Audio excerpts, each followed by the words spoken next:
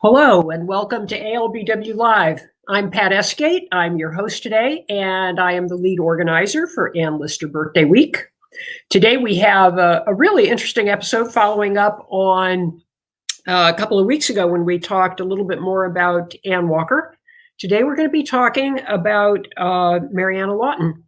And our guest today is Shantel Smith, an independent researcher who has been hot on the trail of Mariana since June of 2019. So let's welcome Shantel to the show. Hi, hey, Pat. Shantel. How are you? Good. Good. So tell me something. What first drew you to your Mariana quest? Of course, I watched the TV show, Gentleman Jack, and I ended up going there in May for my birthday, having nothing to do with that. And I spent a couple days going up to Shibden Hall and exploring. And so, of course, that sucked me into all that. So I immediately booked another trip in June because there were some events going on. And so in June, I spent about 2.5 weeks going to all the different locations that I could find. One of them, of course, being Church Lawton and Lawton Hall. And so I was wanting to find where Mariana was buried. And that I ended up going to Church Lawton probably 3 or 4 times over the course of the summer, trying to find her burial location. And so in that process, of course, I also started researching her and learning more about her. And just finding out that she was this woman that was living in this time that had so many complexities and hurdles for women, and knowing also that there was something about her that Anne loved and that she played such a huge part in the story. I just kind of got sucked into her story and the Belcombe story. And also after spending probably total of 20 hours in the graveyard, like cleaning off every single gravestone so I could try and find hers. Yeah. that connection just sort of formed. And from then on, I just wanted to learn more about her. Right. Just as an aside, Shantel and I first met in June of 2019 at the Ann Lister Birthday Week in the Minster, where we were both there to hear Helena and Jill speak. You were right behind me, right behind me in the pew back. And I remember talking to you about this quest that you were on. I was thinking, boy, that's interesting how people get so involved in this. And here we are, involved more. Yes. So how have you stuck pretty much in the UK on your quest, Shantel, or have you gotten out anyplace else to look into Mariana things? Yeah. So my focus there in the beginning was just trying to locate all the places kind of where she and Anne, or just her life was. So like exploring York and all those places. Of course, Lawton and Lawton Hall, and then all the different places that she spent time that I knew of at the time. Right. So I spent a lot of time exploring like the York archives and the Borthwick archives and all that, trying to find anything I could, like anything just slightly connected to the Belcombes or Mariana. Right. I just started like grabbing, like I still have things that I haven't even been able to look at yet because I spent so much time gathering so much stuff that I'm still trying to sift through it all. So. Yeah. And you said that you hadn't been able, obviously with COVID, but you hadn't been able to get to the Cheshire archive, right? And that would be the one that was closest to Lawton Hall. Is that the importance of that? Physically I haven't, but I have ordered like everything so far that is listed in the archives that seem to be connected. And so, yes, so there is, of course, the entire Lawton collection is at the Cheshire Archives. And I know we'll talk about Willoughby Crew later, but there's an entire archives dedicated to the Crew family that is amazing. There is a lot of stuff that I have not even been able to touch the surface on. Well, let's dive into some of that. In general, with Mariana, most of what we know about Mariana, not you, but the rest of us, comes through Anne's journals. So let's talk a little bit about Mariana and her family. Give us a little background on the Belcombes. Yeah. So of course you got Dr. Belcombe, her dad, and Marianne Belcombe, her mom. And sometimes you'll find her mom listed as Marianne or Mariana. So you'll see it both ways. But she had Mrs. Milne was her sister, Nance was her sister, Lou, Ellie, and then Steph was her only brother. And so Mariana was born in 1788, actually on February 5th. We just celebrated her birthday last week. In France. And so her dad was a traveling physician. And one of the interesting things when I started researching was that I could not find anything on this family outside of their small group.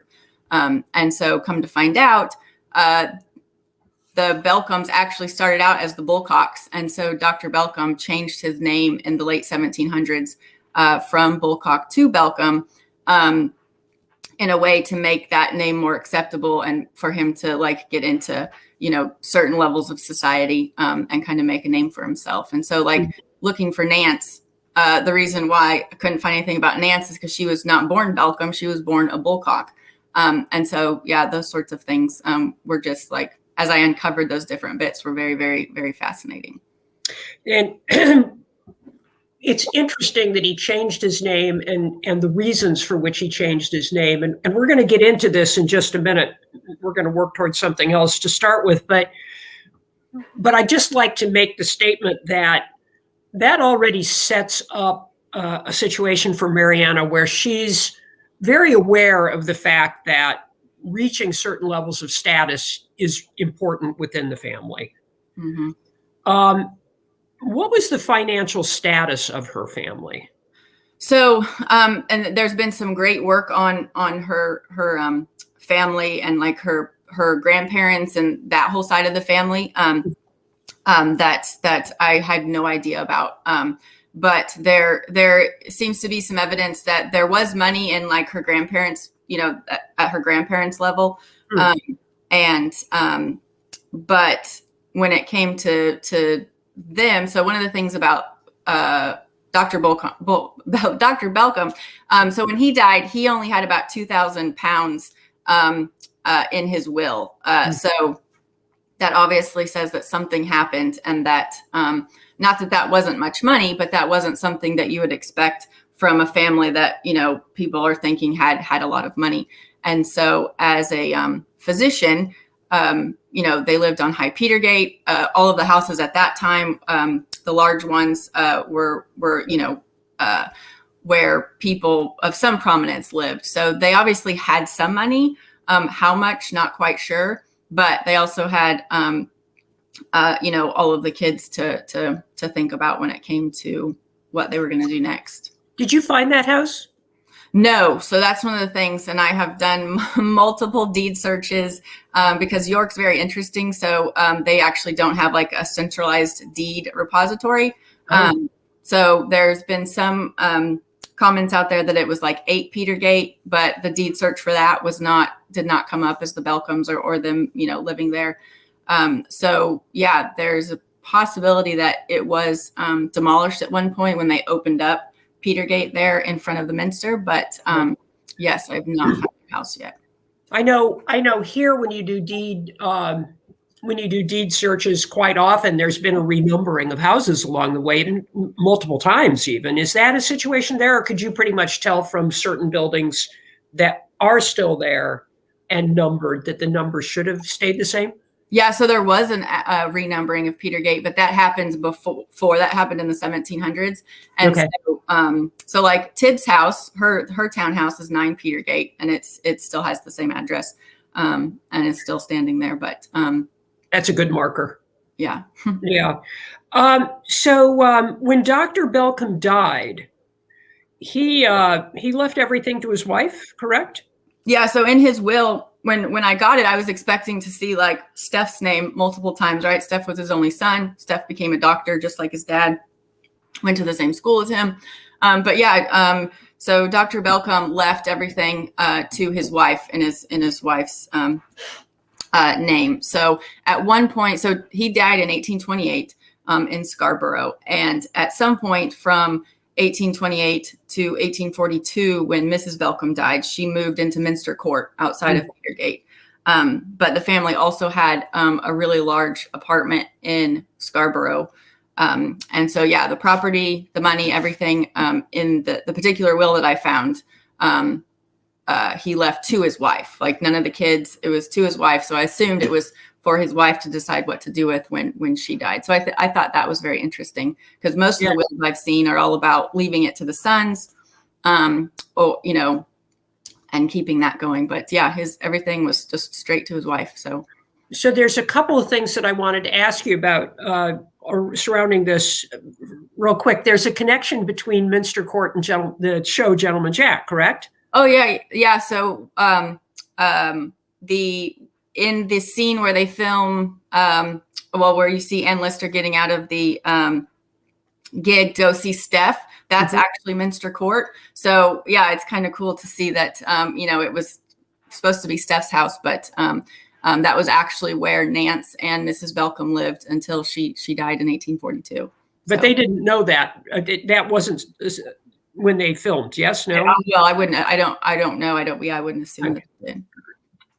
All right. So now, when we were talking, you mentioned something in terms of what was happening with the Belcombes, because we have people that maybe haven't dug down into all the facts like most of us have. I do want to underscore the fact that Dr. Belcombe and his son Steph ran the asylum, right, where eventually Ann Walker wound up. Mm-hmm. Correct? I believe so. Yeah, that's where she was at one point. I don't know if that's where she stayed like the entire time after that, but yes, like their focus was mental health. Even Dr. Belcombe's thesis was on that in the late 1700s. So that obviously was an important thing to them as physicians. It's really interesting that was a focus back then. Mm-hmm. And then you mentioned something to me about the Jane Horseman trial. Tell us about that. Yeah. So when I was, because therefore, one of the beliefs again is that the Belcombes had lots of money. So some people that gets used against Mariana when it comes to why she chose to marry Charles. And so I wanted to kind of look down that path and see like, okay, is that actually the case? And obviously it does look like they did have some amount of money at some point. He was very successful in York.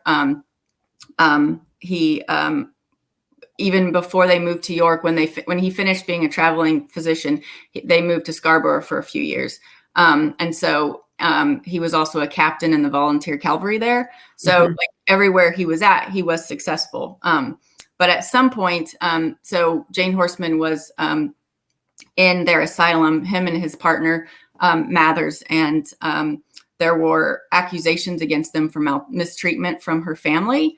Mm-hmm. And so I haven't been able to find a whole lot of information, but it looks like when you kind of look at the timeline, that before that, you see his name everywhere. He's in newspaper articles, things are happening. But then after that, because they did get, they ended up paying like £50 for like a fine for that situation. And after that, all of a sudden you kind of stop seeing his name as often. So obviously that's an area that needs more research, but it almost looks like that sort of really did affect his reputation. And then, when he died in 1828, obviously without a whole lot of money, something happened during this time. Yeah, an event there someplace. So now you have the family that, again, as I mentioned earlier, we're already aware that the daughters are probably being groomed, right, to marry well. Mm-hmm. And to bring more status to the family, et cetera. Tell us about the Lawton sisters or the Belcombe sisters and how they all wound up in terms of their marriages. Yeah. So Nance, Sarah Ann Sherson, she was the oldest. She was the one that was originally born a bullcock. So she ended up not ever marrying, and she lived with her mom until her mom died in 1842, at which point she moved to Lawton with Mariana and lived in Lawton, which she then died in 1847. So you've got the eldest sister that you would have thought maybe had gone on to, marry. So ended up actually living near Mariana and, relying on her in some form. Mm-hmm. So then you've got Mrs. Milne, and, anybody who's familiar with Mrs. Milne, she married a man in the military, and it looks like they had some money, but not a lot. So she did not marry somebody who, had land and lots of money. In fact, when he died, she actually had to go to court and request and prove that she deserved his pension, which really wasn't that much either. So a lot of times we'll come across pensions from military members that there was a lot, but that wasn't always the case. So you can't always assume that the wife of a, military person back then automatically just, had this money. So she ended up also moving to Lawton Hall and living there in the late 1830s until she died in 1860. And so again, another sister that ended up in some way relying on Mariana's choices. Right. And then you've got Mariana, and then Ellie is the next sister. She did marry a reverend, but they did not have any children. And so there's not a whole lot out there about her, but in the journals, Anne mentioned several times, when, she knows that she's been traveling. And so her and her husband traveled quite a bit before settling in Belsize Park in London in the late 1850s. And so, but again, not a whole lot of money, but they obviously were comfortable. And then, and you've got Steph, of course, who went on and became a very successful doctor. So of course he did have kids who have their whole fascinating story themselves. And his daughter Percy, who, was Mariana's goddaughter and niece. And his kids actually did end up with lots of money. So he invested in the railroad. He was a co-creator of an insurance company. So yeah, he ended up doing very well for himself and his family. And then you've got Lou. She was the one that was born in Scarborough after the family moved back to England. And she also did not marry, but she ended up living with Mariana at Lawton Hall also later on, who then, and then they, after Charles died, moved to London together in Belsize Park, right around the corner from Ellie and her husband. So the Belcombe sisters still ended up together in some way, but at some point, just about everybody in Mariana's family did rely on her at some point. And that's a really important part of what we're going to start to move in and talk about, which is Mariana and her relationship with Anne, the secrecy of it, the reasons why she didn't leave Charles, etc. But the bottom line is, Mariana, and especially as described by Tib, right, that she could have her pick of anyone in York, if any man in York, correct? Yeah, because at that time the Belcombes had such a good reputation, and from different accounts, Mariana was an attractive young woman, and in a letter from Tib to Anne, and this is before Anne and Mariana have met, Tib already knew Mariana, and she's explaining to Anne how wonderful she thinks Mariana is. And later on in that letter, she goes on to talk about how she knows there's a number of merchants and leads who are trying to court Mariana. And this is all back in 1810. And of course, we know she didn't marry Charles till 1816. Right. So yeah, Mariana at the time, she could have easily went and married probably, any of the people that were going after her that had money. So, something for those 6 years, or actually because 1814 is sort of, I think, when her and Charles actually started talking and stuff. But yeah, she had options, but she didn't marry till later. So. Right. But so she's the daughter of a doctor and the sister of a doctor who run an asylum. She's very familiar with what can happen with women who don't marry well. And in fact, later on, we can talk about this a little later, has a great deal of anxiety about the fact that Charles may or may not leave her anything, which in that day and age, she could have wound up in an asylum. She could have wound up just about any place, although we'd like to assume that her sisters would have taken care of her. But she does understand that she has a job to do, and that job to do is to help her family move ahead. Do you think that's right?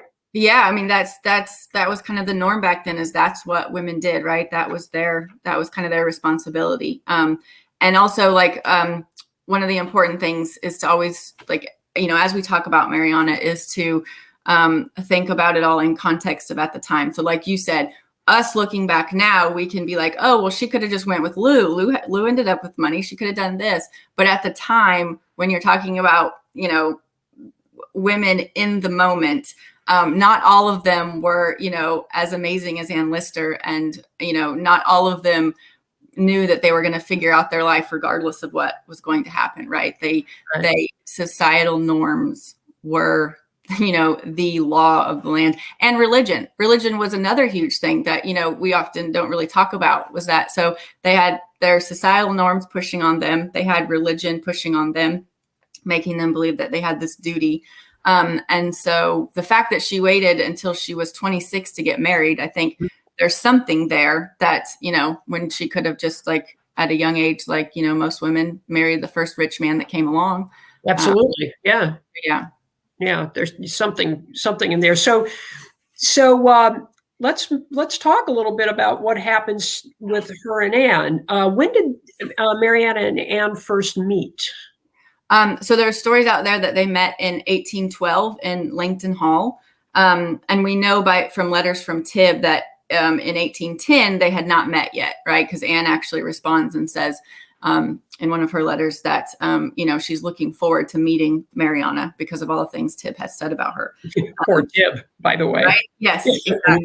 Yeah, wrong person to introduce if you were wanting to stay with Anne. But, So by all accounts, they've met in 1812. We don't have any firsthand, there's no journals from that time. There's no, they don't pick up until at the honeymoon, actually. So we don't know how their relationship went. But what we do have, though, is recollections from Anne in her journals thinking back to that time. So, Anne mentions, like, finding out that her and Mariana and Charles were probably talking leading up to before they were even married, while his previous wife was alive. So there's all these little bits of information about that time, but never like a full out description of what that was or what was happening. At some point, doesn't Ann Lister make a comment about the possibility that they had been sleeping together prior to marriage? Well, I think in one of the passages, I think she makes the comment about being connected, but I don't know if that was, because the word connected actually comes up in multiple times in letters and not just from Anne, but, and it has different meanings. So there could have been a possibility of that. Hard to tell whether or not it was, she mentioned something about a scrape, right? Yeah. So, and for all we know at the time, Charles could have been, a really nice man we really have no idea what things were like at that time. So he could have been sweet talking Mariana. Also, remember that women, men were in charge. And so he very well could have had his way with her. And then, her, of course, it was always made to believe that it was the woman's fault. And so, that could have been a possibility. Of course, when you're looking at avenues to research, you have to keep an open mind. So it could have been that she really did like him. It could have been that she was sort of forced to like him. So we don't really know that yet. Interesting. The relationship between Mariana and Ann Lister couldn't have been a family secret, right? I mean, her family knew about it, right? Oh yeah. I mean, there's multiple snippets through those, especially those early years in the 1820s, where they're, all together in Lawton Hall, or just like exchanging letters of alluding to, like, we were talking about Mariana, or, I told Lou this, or things like that. So, you never find a passage that comes out and says, oh, I told Lou that Mariana and I were sleeping together. But you do find all of these that allude to, yes, it was known. And even Anne points out a few times that she knew that Mariana's parents weren't real thrilled when she would come stay at Petergate. And so, yeah, I think it was probably common knowledge that something was going on. But again, right, there wasn't language for it. It wasn't like, oh my gosh, my daughter is a lesbian, I need to keep Ann Lister out of the house. It was more like this, could mess with her reputation or, things like that. So. Well, didn't Ann Lister get into a little bit of a scrape with some of the sisters? Yeah, so there's an interesting about 6-month period in 1825 and 1826 where her and Mrs. Milne have a fling. And of course, Mariana finds out and is heartbroken. Of course, she also, after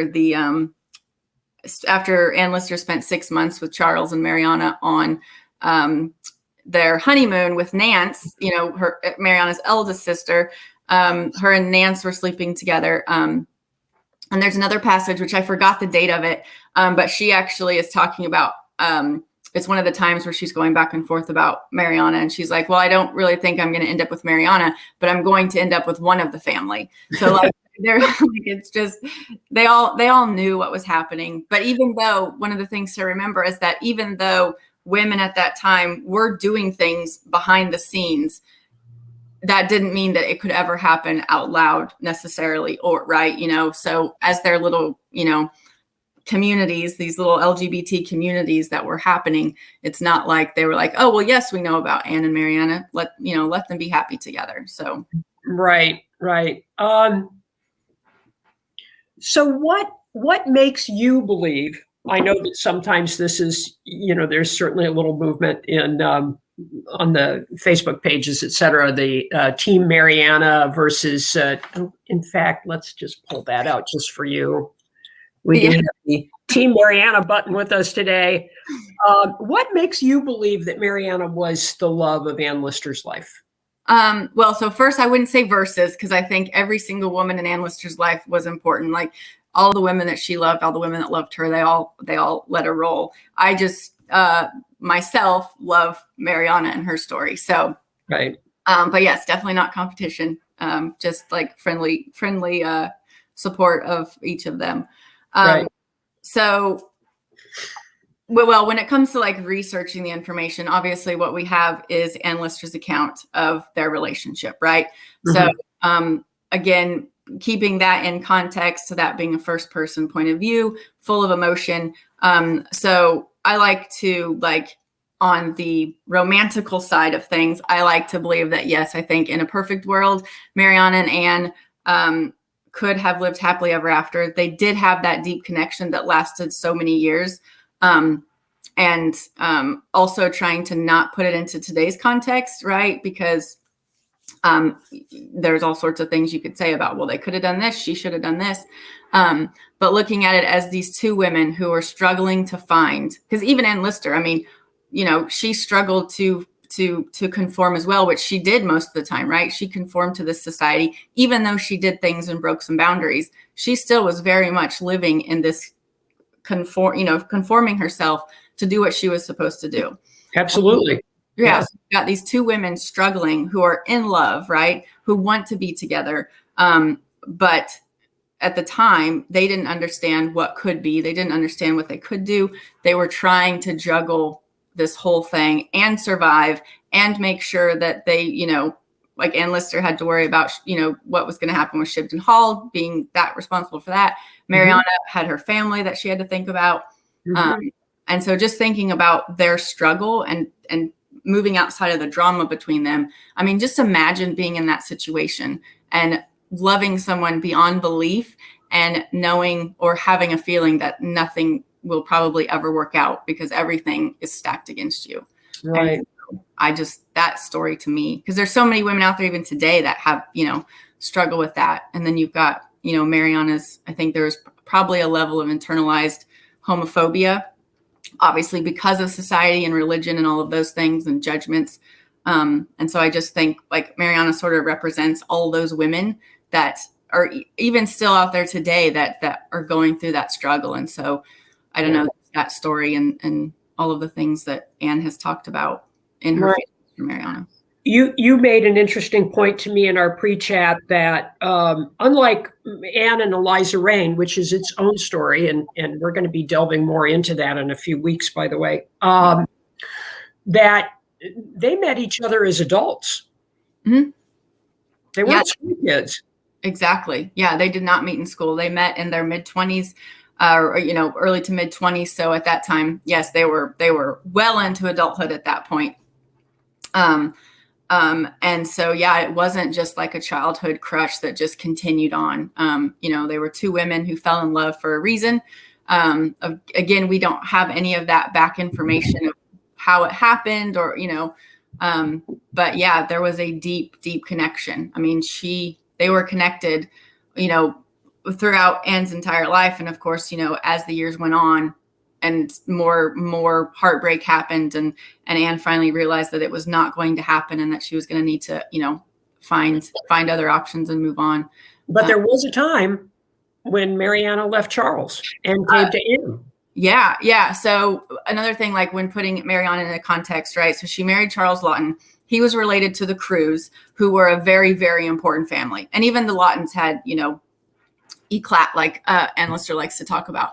But she was running in circles of people who were like very, very important in England in themselves. And so she had this very high society circle that she was connected to. And yet when Anne Lister took over Shibden Hall, Mariana did decide to go be with her. So at that point, she was bucking the entire system, right? Because if she would have just left Charles, they would have just been ostracized completely, because women just weren't allowed to do that. And so at that point, I think Anne Lister had sort of evolved beyond some of her romantical notions about like, oh, Mariana can just come with me and we'll just live. She realized at that point that she had a responsibility to also continue to conform to society, because now she had this estate to handle. And if she wanted to be able to be successful there, she couldn't be ostracized any more than sometimes that she was, right, in society. So she decided to send Mariana back and be like, no, you can't just leave your husband. I mean, if he dies, that's one thing. And also this is 1826.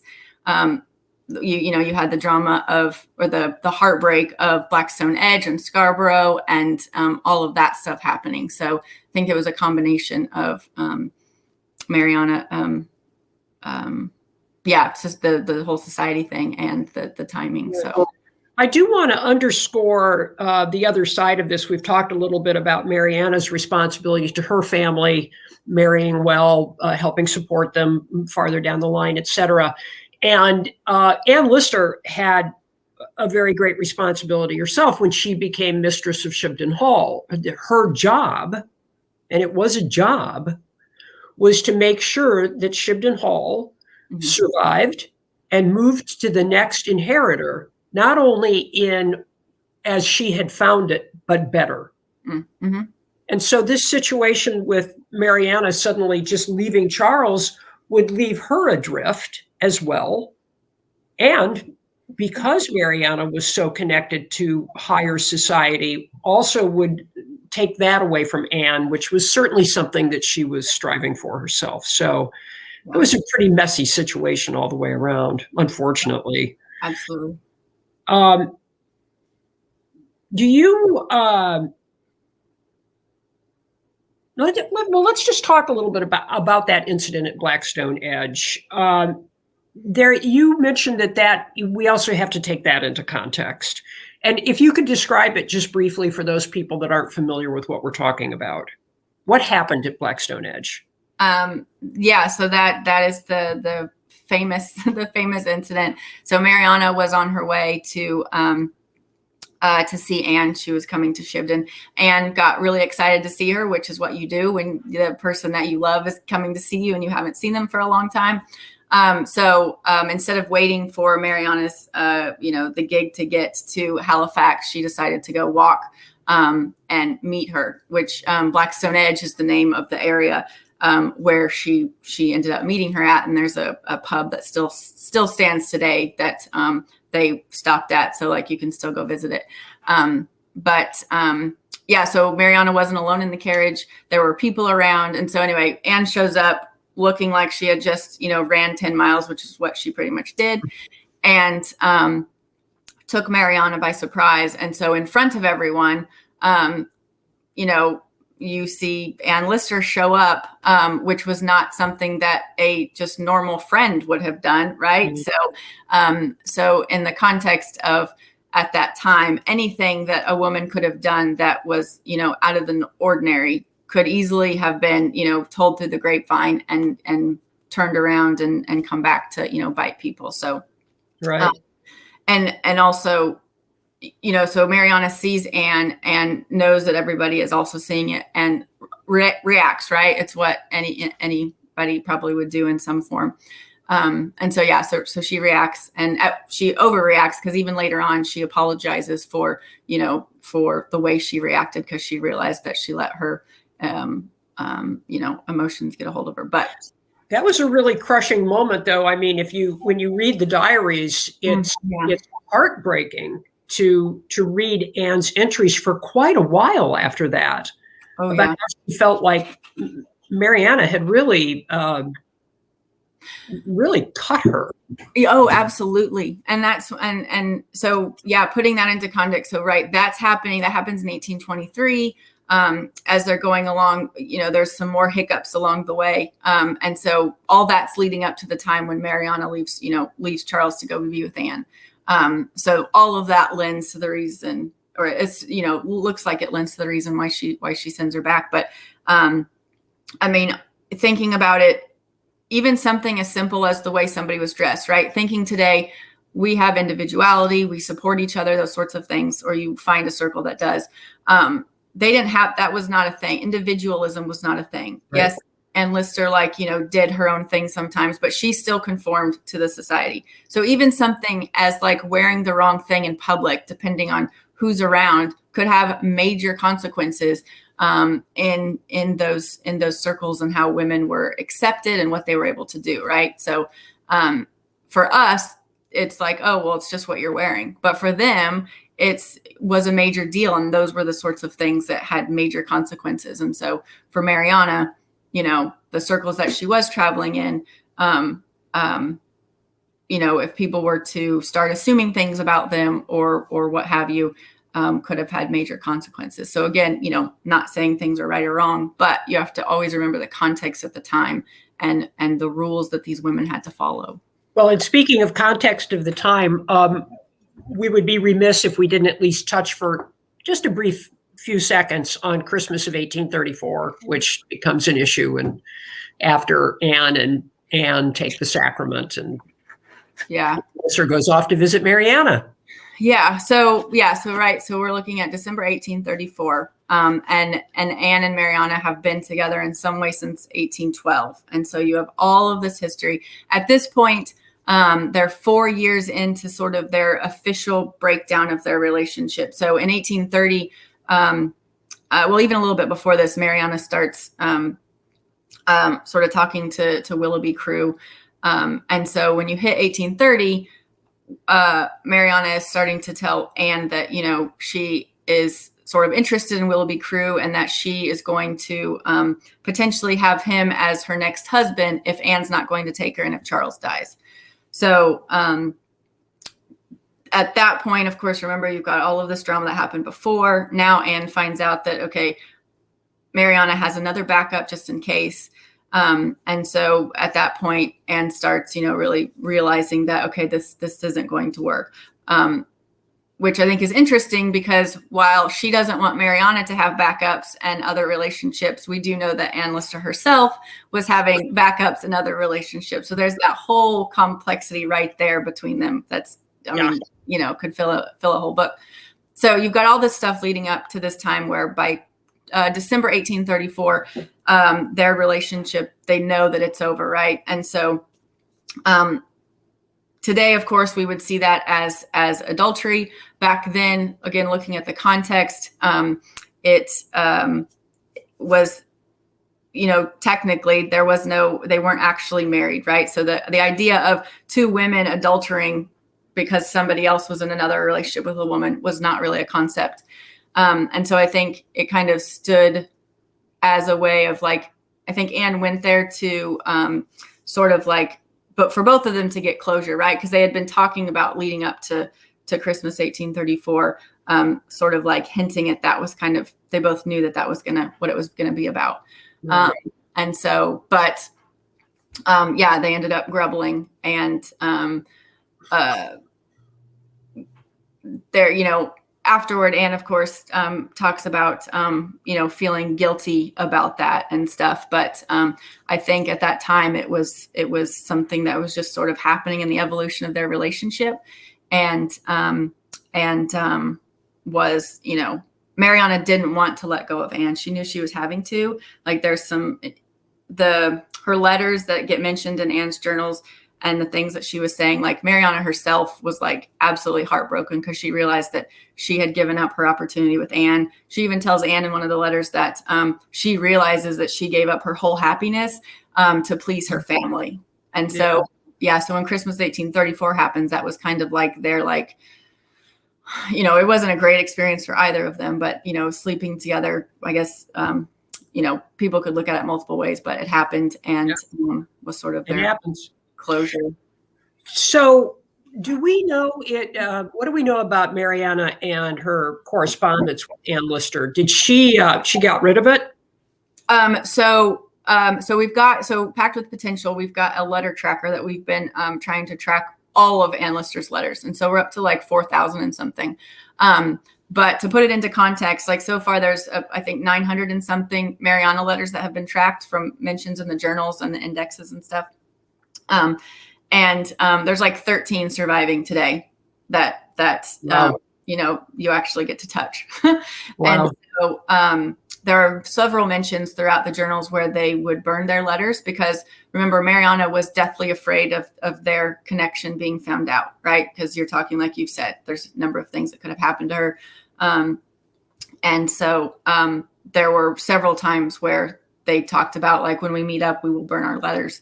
Right. So it's assumed that is where all the rest of those is having been burned. Right. And that would make sense. I mean, again, because Mariana, in her secrecy, it's not something she's going to leave lying around. We're starting to get close on time, and I do want to cover a few more things with you. Anne Walker, was she fully aware of Anne's relationship with Mariana?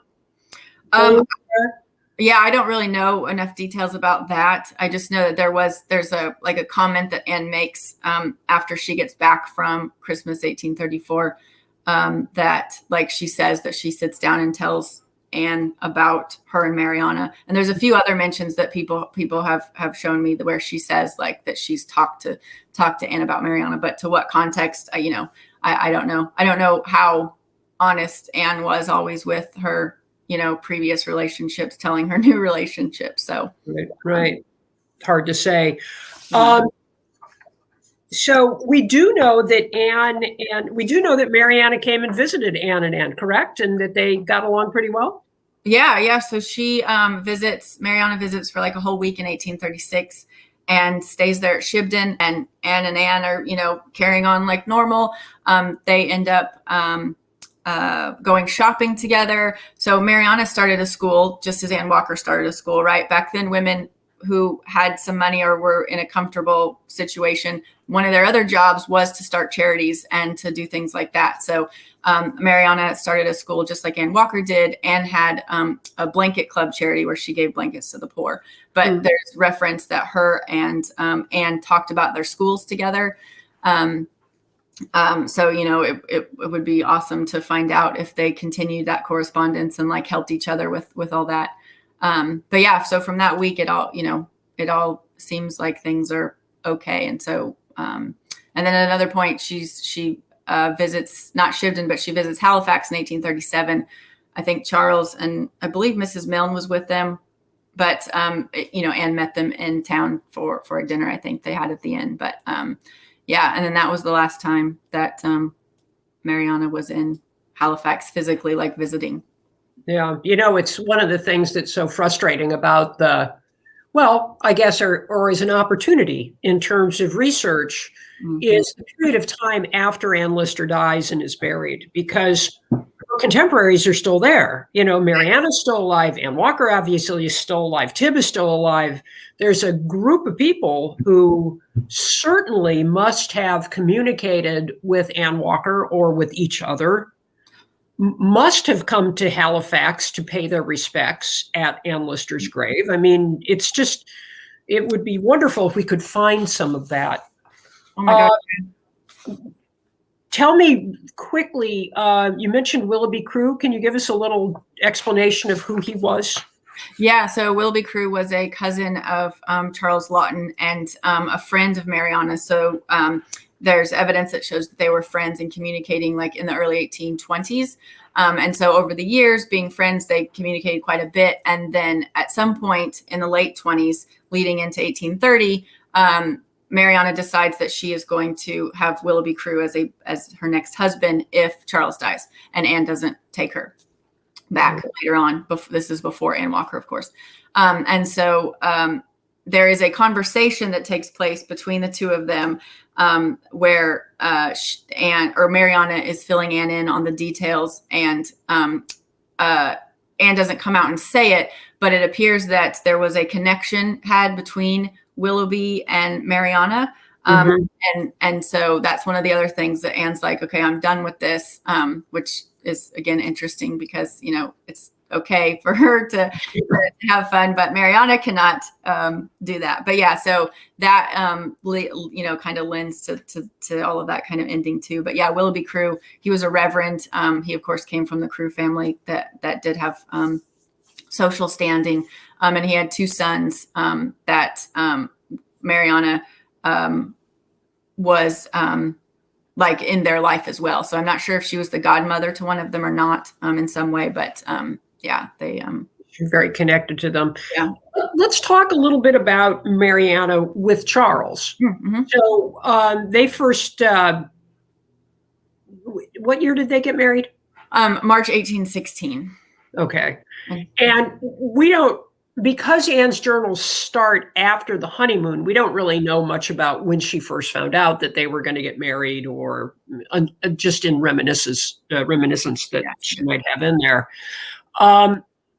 What was Mariana's life like at Lawton Hall? How did that work for her? Yeah, so in those early years, we get information about it being sort of miserable. Later on in letters from the late 1830s that she's writing to Anne, she's actually telling Anne how Charles has sort of changed and is actually taking care of her when she's sick. And she even points out to Anne that you'd be surprised how things are now. So I think their relationship was very rocky, but of course, as they're getting older, I think they sort of fell into this sense of, being comfortable together. But yeah, while she was there, I mean, she, of course, had her school, her charity, her sisters came to live there. Her and Charles ended up getting typhus like a couple different times. Oh, wow. But yeah, of course, both survived because we know Charles outlived Ann Lister and lived until 1860. So that year was really rough for Mariana because you have Mrs. Milne dying in January. Charles dies in February of the same year. In August, she has to leave because the next Lawton is coming in, right? She never had any children. So in August, she leaves. Her and Lou go and visit Mrs. Milne's kids, or one of her granddaughters in Wales. And then they go and live in Belsize Park. So we know that Mariana was concerned about whether or not Charles was going to take care of her after his death. How did that work out for her? Yeah, so before they got married, Charles and Steph signed an agreement that he was going to give her a 500-pound annuity upon his death after, they were married, if that ever happened. So that did exist early on. But when Charles actually did die, he actually did leave her a nice amount in his will. So he left everything except family heirlooms to Mariana. So she was allowed to take anything from the house that she wanted besides family heirlooms. And then in his will, he left her about 8,600 pounds. So it was very generous. Like he mentions his wife several times in the will. So it kind of lends to that, things were sort of obviously working out for them in the end. Right. To be happy. But So that's 1860. He dies in 1861. There is a letter, and this is one of the only letters I've found in the Cheshire archives that was from her. She's writing to her lawyer, Wilbraham, in Lawton, asking for some of the money, because she points out that things didn't turn out as we had all planned, and she's like saying that she needs the money that is coming to her, but it's only £1,700. So something between the will, or Charles's death, and actually her getting what is in the will, it didn't add up. So either that has its own implications for research, but yeah, I don't know if Charles was in a lot of debt and it ended up having to go to that. But when Mariana, you had mentioned that he was like Ann Lister with Shibden. Charles was busy doing a lot of improvements to Lawton, right? Yeah. And in fact, the picture that was just up a second ago. So yeah, the original Lawton Hall is just that middle bit where you've got the 3 sets of windows on either side. And so over the years, Charles, did the construction and added on all of that. So, so debt, I assume so far, is one of those contributing factors to Mariana not really getting any money.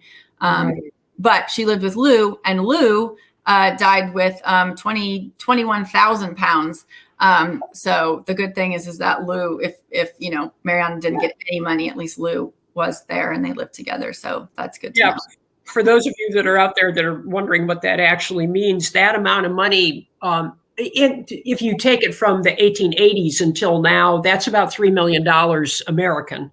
Yeah. So that was not a small amount of change.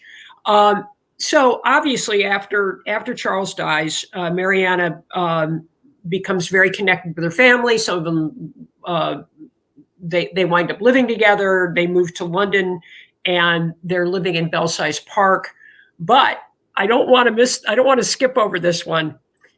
While she's still at Lawton Hall, she has a pet. Yes. Yeah. So there's a newspaper account and a gravestone. So she had a pet, Bully the Bullfinch, who allegedly she was able to train to whistle on command to God Save the Queen. And so the bird died in 1853, and she erected this gravestone on the grounds of Lawton Hall, which after Lawton Hall caught on fire and the grounds were, restored, they were able to find it and put it back in its where they think it went. But so Mariana wrote this poem and had this gravestone erected for Bully the Bullfinch in 1853. So so that's an interesting thing. So she was doing things. She had hobbies during those years. You had said to me that you thought that possibly the poem that she wrote to Bully was also maybe written to Anne. Well, in my own like hoping on the romantical side, like just the words to it, it's something that very well could have been her way of memorializing her feelings to Anne as well. You mentioned, this is one important little detail I do want to make sure we get to. You mentioned her niece, Percy. Yes. A little bit more about that. Yeah. So Percy was Mariana and Anne's goddaughter. So they were her godparents together. Anne also points out in her journal that she's the one that talked Steph into marrying Percy after Mariana. So they shared the same name. So Mariana Percy Belcombe is Steph's only daughter. And there's several accounts through the years in letters and Anne's journal that Percy suffered from lots of health issues, and that, she wasn't going to be able to have the same eclat that they were hoping for. And so at one point, Mariana is hoping that Percy is going to marry William, which is Charles's, nephew, and that the two of them would then help to be able to take care of Mariana in her later years. But that did not happen. We've got several accounts and records that show that Percy ended up living her entire life with a woman named Elizabeth Hopkinson, who started out in the census records as her lady's maid, but they were together the rest of their lives. And Percy left everything to Elizabeth in her will, besides some family heirlooms that she left to her actual, her brother and brother's wife. But so yeah, that is a whole story in itself, because it looks like, Percy followed in her aunt's footsteps, but actually was able to succeed in being with the woman that she wanted to be with. But yeah, she's a fascinating character herself. Like, she was a member of the RSPCA. She, in her will, she had like 24,000 pounds. Yeah, wow. They traveled together. And this was all when she was young. And Mariana thought she was going to die at a young age because she was so sick. But yeah, she lived to be 80, just like Mariana. And thanks to Steph, cause he invested in railroad shares that he gave her and stuff, that, yeah, she was his only surviving, Percy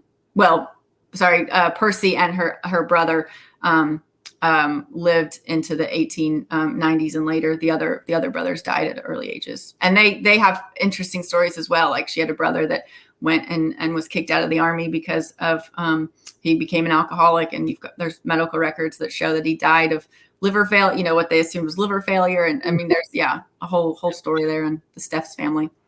So you started out by talking about how much time you spent looking for Mariana's grave. Did you ever find it? Yes. So before I realized how friendly people are in England, and you can literally email or call any church or organization and they will bend over backwards for you. Yeah. I had spent, I visited like 3 or 4 times, and I'm talking like full Saturday days going through reading all of these, trying to read the gravestones. And my friend, Sarah Bradley, who is sort of my co-adventurer when it comes to all of this Finding Mariana stuff. She actually just emailed Church Lawton and said, I'm trying to find the grave of Mariana and Charles, and could you assist? And they sent us a map and the actual, like, what the engraving said, because you can't really read it anymore. And so I was able to actually go and find it, and they do. In fact, in Mariana's will, she specifically states, which her will, out of all the ones I've read so far, is the only one that states like where she wants to be buried, and it is she wants to be buried with Charles at Church Lawton, and that's actually outlined in her will, which I thought was interesting. That is interesting, yeah. Well, we need to get to some questions. Mm-hmm. So let me see what we have on the magic question list here. All right, this is from Deborah Torres. Had you ever done historical research before becoming interested in Mariana, like genealogical research into your own family? No, in fact, I wasn't even interested in history at all, because it was just, stories about men doing things. And so when I learned about this story, like, that just completely opened my eyes to this whole world that existed and is documented out there. And so, I went from literally not caring at all about history in any way, really, to spending like literally 8+ hours a day on top of my day job, virtually going through archives and ancestry.com and doing all this research and reading books about context at the time and history. So yes, I would say that it was very much transformational in learning their story and sort of opening my eyes to this whole world that is just fascinating. Well, I have to tell you, as someone who has been interested in history all of her life, I'm glad that you got that wake-up call. Oh, yes. Yeah. This is from Livia Labate. It seems like several generations of Belcombes were somewhere on the LGBT spectrum. How aware do you think they themselves were of that? Oh, gosh. Yeah, that's a good question, because and the other, so like looking at that, it's interesting to think if they all knew and they talked about it, or if it was like at what level that existed. But yeah, you've got the sisters who had relations with Anne Lister, even though some of them got married, so that could have been where there was at least 3 sisters in a family that, could have been gay. But I think, there were multiple family members that fell along that spectrum. And even with like Mariana, of course, like, I don't like labels. And so I think she could have fallen anywhere on that spectrum, because she did, say that she did have feelings for Willoughby Crew, but of course she was in love with Anne. So I think it is interesting to see the number of potential LGBTQIA plus members in that family, and even leading down to generations after that. It's very, very interesting. Okay, this is from Jane Kendall, Diane Doherty, and Patricia Book. What, if anything, is known about Mariana and the wider Belcombe family's reaction to Anne Lister's death? How did they find out about it, and did they attend the funeral? See, that's one of the $64,000 questions that, as far as I know, and I have not been able to find anything, there's nothing out there that shows what that process was like, or who informed who, or how they communicated, or if they went to the funeral. Like one of the things, so with Tibbs' funeral, in her obituary, it actually mentions the people who attended, and Steph Belcombe was one of them, right? So back then, men were the main ones that actually attended the funeral, like inside the church. Women didn't normally do that. And so, like, even thinking about that, like, I'd assume, or hopefully would like to think that Steph at least went to the funeral if the other women, weren't necessarily allowed to. But yeah, we have no record yet of how that transpired in any way. So that's, if anybody is wanting to do research, that's definitely something. The question of where Anne Lister is buried in the Minster is one that certainly has a lot of focus on it. And I keep hoping that someplace in correspondence between some of these people, that there might be a description of the grave from at whatever point they went to pay their respects. Because I can't believe that they wouldn't have. Oh, yeah. Yeah. And in fact, like the research that Packed with Potential is doing in that realm is huge, because there are so many connections and looking through, like, I mean, it's going to take an army to like go through all of these, but like, yeah, there are multiple people with bits of journals out there, and bits of letters and correspondence in multiple archives in multiple cities. Right.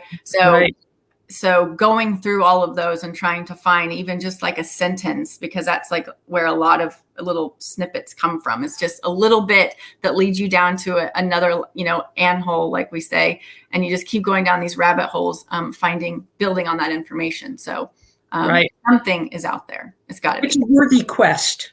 Yes. Okay. Now this one is from, hold on. Sorry. This is from John Watson. How would you describe the dynamics between the Belcombe sisters? Oh gosh, that's a whole nother thing, of course. And most of all of what we get is from Anne Lister's point of view, right? So, but yes, the dynamics changed even with the sisters over the years. So you've got Mariana and Mrs. Milne. Their relationship is very interesting. Like they sort of go up and down over the years. And then of course you've got in the inn, Mariana living with Lou, and they're next to Ellie. So I think the dynamic with them is probably like most families and sisters, with whatever context was at the time. But the bits like that I've read, that people have transcribed from Anne Lister's journal about the dynamics and like what one sister says about the other. And like, Lou makes comments about Mariana being worldly and things like that. So I think that is could be its own thing entirely. There's your own sitcom or family drama. Take your pick. Right? Oh my gosh. Yeah, that would be good. Olivia has another question. What do you know about Mariana's response to Anne writing the ballad to Mariana? Oh yeah. So that's a really cool story in itself. So, so the song that was playing at the beginning, Mariana was going to a costume ball there near Lawton, at one of the family's homes that were, well-to-do, and she was going to be a song maid, and so she asked Anne Lister to write her a song that she could use and to sing and to perform at the event.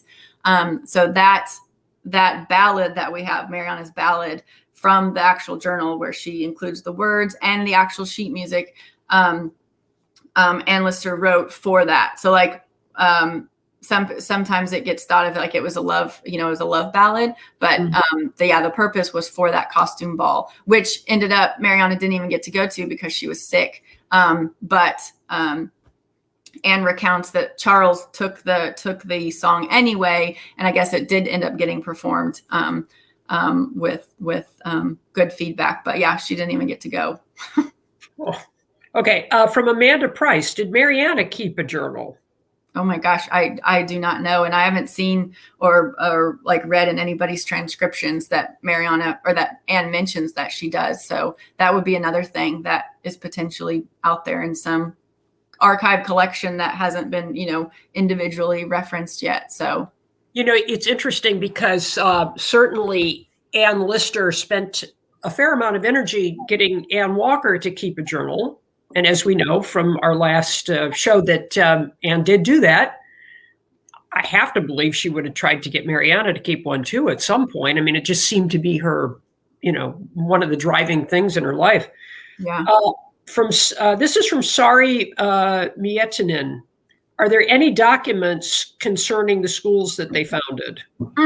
I'm hoping. So I haven't got to spend a whole lot of time.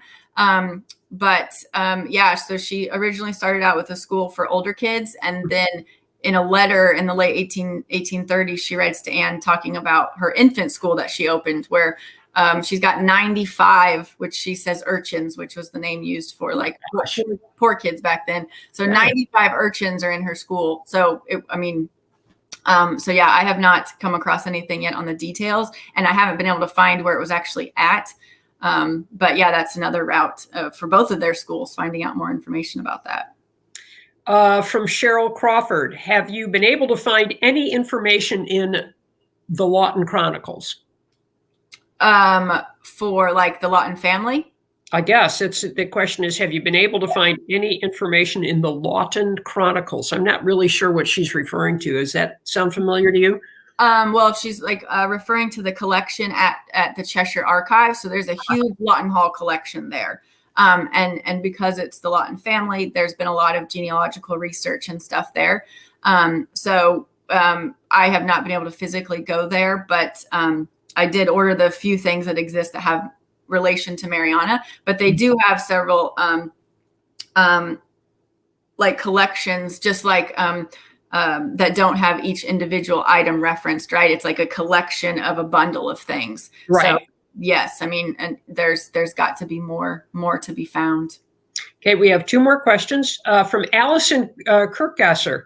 Is there any relationship, is there any evidence Mariana had a relationship with another woman before Ann Lister? That's the other interesting thing. Not that I have come across or anybody has shared.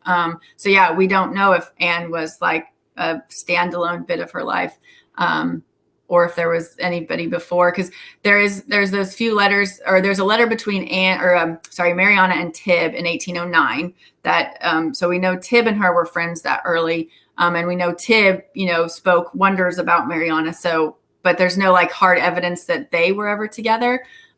Or that anybody, came after Charles. So I don't know, but I think that would be very interesting to learn about. And so this is our, it's kind of a repeat of the other one. But I do want to thank Natalie Bourdon. She asked if Mariana had other female lovers after Ann Lister's death. Yeah. I don't know. Something we don't know. Yeah. Something that is open for research. Shantel, I know that we could sit here, because I have sat here and talked to you for quite a long time prior to this. I know we could go on for much longer. I want to thank you for all the research you've been doing on Mariana, and certainly for sharing it with everybody, both here and on Pack with Potential. What's your next step? How much longer are you going to do this? What's your goal? I plan to be invested in Mariana's story for a very long time. But the main thing is really just getting through all of this research that I have so far and getting it out there. So, because I've spent so much time trying to find things and gather it, I haven't spent much time like collecting it and writing about it. So right. I've got the blog where I've been posting, some stories about her and all of the transcriptions of her letters and stuff. So that's really my goal, is to focus on getting this story out as much as I possibly can, because there's so much to it and so many avenues. And I want to help other people who want to research her, like, have starting places too, and things like that. So where can they find your blog? It is on herstoryinthearchives.com. And so, go check it out. There's Mariana letters are on there. And we didn't get to this, but I wrote this down when I talked to you as a kind of a capper on all of this. I asked you what one of your goals was. And what you said to me is that you want people to understand Mariana's basic humanity and let the world know her as a full person and not just someone who broke Ann Lister's heart. Absolutely. And I think that can be said, about all the women that we're meeting in that story, is that they're each their own person. And Mariana was very interesting and, in her own right. So. Well, thanks for coming on. Really appreciate it. And would love to have you back when you get a little further into what it is you're looking for, because I know there's a lot to find. So thanks for having me, Pat. Thanks, Shantel. Well, I want to thank all of you who tuned in today. And of course, as always, I really want to thank my team. They're back there working away in the background, as always. And we have several more ALBWs coming up. Keep an eye peeled, because we have some really interesting speakers. I'm very excited about this. I love doing these. I hope that shows. Anyway, so please take good care of yourselves, and don't forget to wear your mask.